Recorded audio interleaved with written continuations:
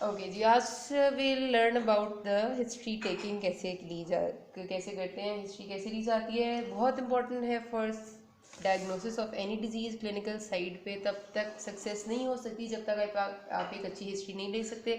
अगर आप अच्छी हिस्ट्री नहीं लेंगे तो ऑफकोर्स सी बात है, आप सारे टेस्ट पेशेंट के कराएंगे और सारे टेस्ट कराएंगे तो उसका ढेर सारा खर्चा और साथ ही साथ आपकी स्किल की मार। तो हिस्ट्री अच्छी लेनी चाहिए। उसके साथ साथ हिस्ट्री लेना बहुत ज़रूरी इस वजह से है क्योंकि आपकी थर्ड ईयर में जो एग्ज़ाम होता है उसमें सबसे ज़्यादा marks history taking and physical examination के होते हैं। तो अगर आपकी हिस्ट्री नहीं अच्छी तो आपका पास होना बहुत नामुमकिन सी बात होती है। सो स्टार्ट करते हैं हिस्ट्री कैसे लेनी है। सबसे पहला काम ये करना है आपने कि पहला स्टेप होता है पेशेंट की डेमोग्राफिक प्रोफाइल। ठीक है, नहीं, पहला स्टेप तो ये होता है कि आपने पेशेंट अगर बैठा हुआ है लेटा हुआ है उसे राइट साइड से अप्रोच करना है। ये तो होगी जनरल बात। राइट साइड के पेशेंट ने जाके सलाम करना है। पहली बात यह है कि आप जो भी लैंग्वेज रखते हैं उसमें आप सलाम करें, बल्कि पेशेंट की लैंग्वेज में सलाम करेंगे तो ज़्यादा अच्छी बात है।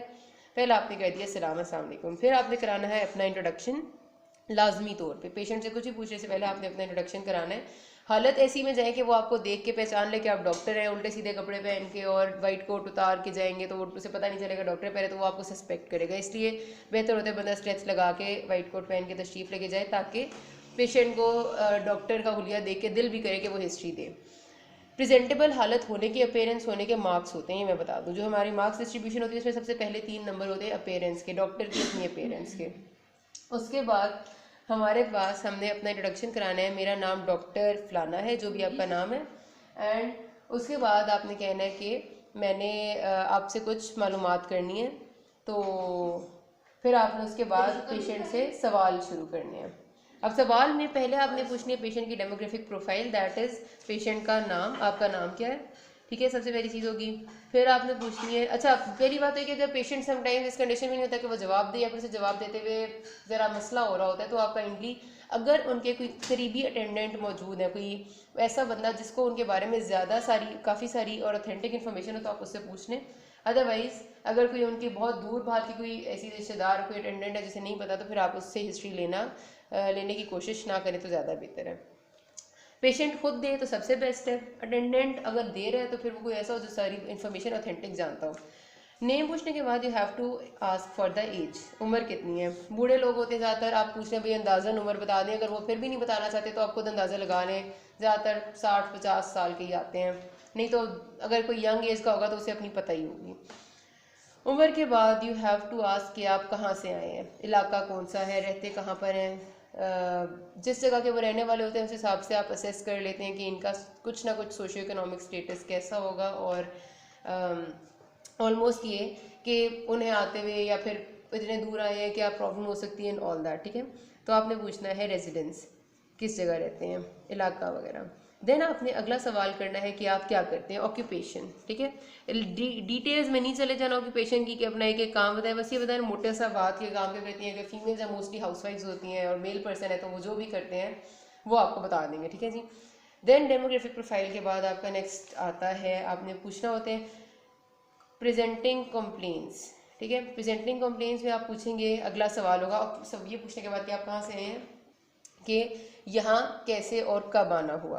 ठीक है, यहाँ कैसे कब आना हुआ, सबसे पहले पेशेंट आपको बताएगा कि मैं आया था कल या 10 तारीख को या 10 दिन पहले।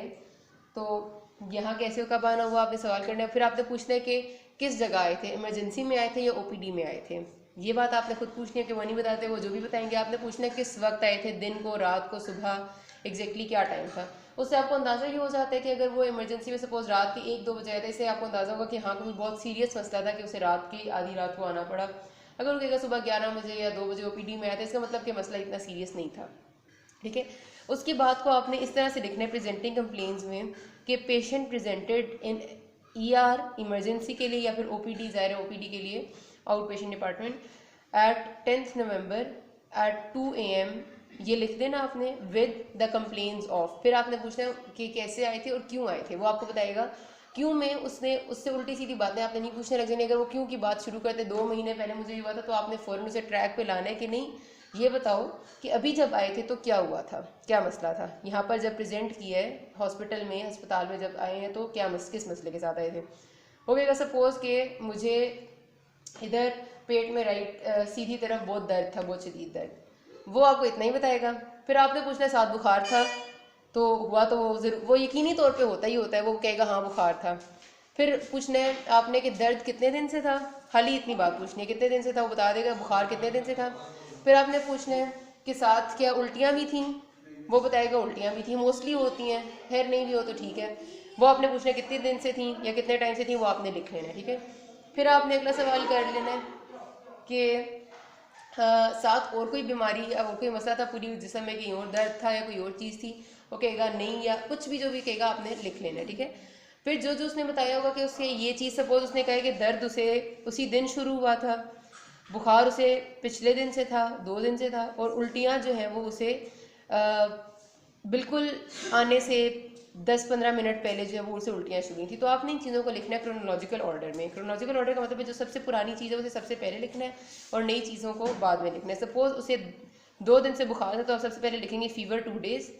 फिर उसे 1 दिन से दर्द हुआ तो आप लिखेंगे कि पेन इन राइट हाइपोकॉन्ड्रियम, या फिर राइट साइड का जो एरिया बनता है राइट लंबर रीजन या whatsoever, for 1 day।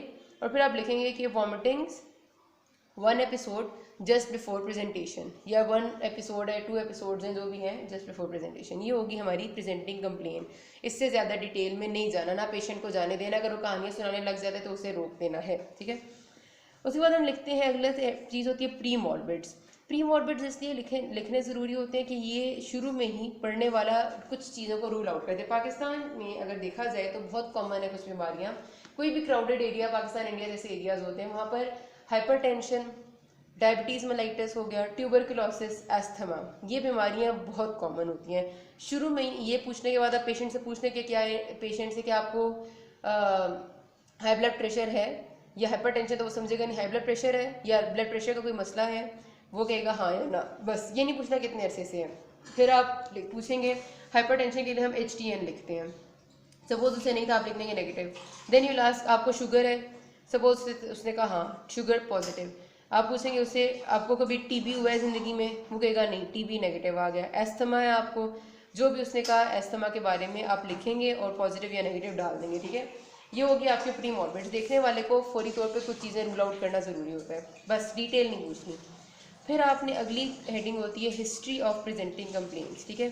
History of presenting complaints जो है, अब इसमें आपने क्या करना है कि आपने वो सारी चीज़ें जो उसने प्रेजेंटिंग कंप्लेंट्स में बताई हैं उनमें से एक एक को पकड़ के उनकी खाल उधेड़ के रख देनी है। सपोज उसने कहा आपको कि उसे बुखार था, बुखार से आप शुरू करेंगे, बुखार के बारे में आप हर सवाल करेंगे, बुखार कितने दिन से था, कितना तेज़ था, आपने चेक किया या आपने अंदाज़ा किया कि इतना तेज़ था, आपने उसके लिए कोई गोली खाई कि नहीं खाई, गोली से ठीक हुआ था कि ऐसे ही ठीक हो गया था, मुसलसल रहा है कि बीच में ठीक भी हुआ है। आप फिर लिखेंगे उसमें high grade fever, low grade fever, और फिर फीवर की टाइप आप लिखेंगे कि कंटिन्यूस, रिमिटेंट, या फिर व्हाट्सएवर रिलैप्सिंग फीवर जो होगा वो आपको ज़ाहिर पता होती है, पहले से आपने पढ़ी हुई होती हैं तो आपको पता होंगी।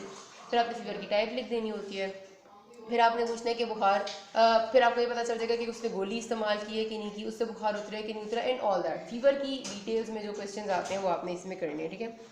नेक्स्ट सपोज उसने आपको बताया था कि उसे पेन थी राइट हाइपोकॉन्ड्रियम में, आपने उससे पूछना है एग्जैक्ट जगह बताओ कि दर्द कहाँ पर थी, हाथ लगा के बताएगा, हाथ आपने वहाँ लगा के चेक करना है कोई टेंडरनेस तो नहीं है, दबाने से दर्द तो नहीं होता। आपने पूछना है कि उस वक्त जो दर्द था और अभी भी अगर है तो क्या वो इस, अगर अभी नहीं भी है तो उस वक्त जो था वो किस तरह का था, बहुत तेज़ था, मुसलसल एक ही जितना रहता था, या फिर ऐसे तेज़ आहिस्ता होता था, सुइयाँ चुभती थी, उस तरह का दर्द था। वो फिर आपको पेन की जितनी टाइप्स हैं उनमें वो सारी टाइप्स आती हैं, आपने वो लिख देनी कि कौन सी टाइप की पेन है, उनको कंटिन्यूस है कि नहीं है, ऑल दैट, ठीक है। फिर उन्होंने आपको बताया वॉमिटिंग थी। वॉमिटिंग में आपने पूछना है कि उन्हें उल्टी खाने के बाद आती है कि वैसे ही आ जाती है, उल्टी में खून आता है कि नहीं आता, उल्टी में रेशा आता है कितना आता है तो, और दूर जाके उल्टी होती है बहुत फोर्स से, मतलब ज़ोर से होती है, या फिर ऐसे करीब ही थोड़ा बहुत कुछ निकल जाता है, और रंग क्या होता है उसका। ये सारी बातें आपने वॉमिटिंग की डिटेल्स में पूछ लेनी है। अच्छा, वॉमिटिंग के बाद हमने अगली चीज़, ये उनकी प्रेजेंटिंग कंप्लेंट्स है जिनकी हमने बहुत सारी हिस्ट्री अच्छी तरह से ले लेनी, हिस्ट्री ऑफ प्रेजेंटिंग कंप्लेंट्स में, ठीक है। इसमें आपने कोई बात इससे रिलेटेड छोड़नी नहीं है। फिर उनको जिस सिस्टम का मसला लग रहा है आपको उस सिस्टम की आपने डिटेल ज़्यादा करनी। सपोज इनको अब राइट हाइपोकॉन्ड्रियम में पेन है तो मोस्ट प्रॉब्ली GIT का उन्हें कोई मसला है, और अगर अपर राइट हाइपोकॉन्ड्रियम में तो जगह नहीं तो फिर लिवर में प्रॉब्लम है। आप GIT के बहुत सारे सवाल इनसे करें कि इनको नोज़िया है, वॉमिटिंग होता था पहले, चक्कर आते थे, या फिर कभी जो है वो खाना खुराक में कभी कोई मसला हुआ है, कभी इनको सीने में जलन होती, सीने में भारीपन फील होना ऐसा कभी कुछ हुआ है कि नहीं, खाना हजम ठीक होता है कि नहीं, खाना पूरा खाते हैं कि नहीं। और जीआईटी से जितने सवाल होते हैं वो आप इनसे पूछेंगे, क्योंकि इनका रूल आउट करने के लिए, ठीक है। चिकनाई कितनी खाते थे, ज़्यादा खाने की क्या कंडीशन थी या नहीं थी, एंड ऑल दैट, ठीक है। ओके, ये करने के बाद आप आते हैं, अगली हेडिंग होती है past medical and surgical history. अब past medical and surgical history में आपने, मैं नेक्स्ट पार्ट में बताती हूँ।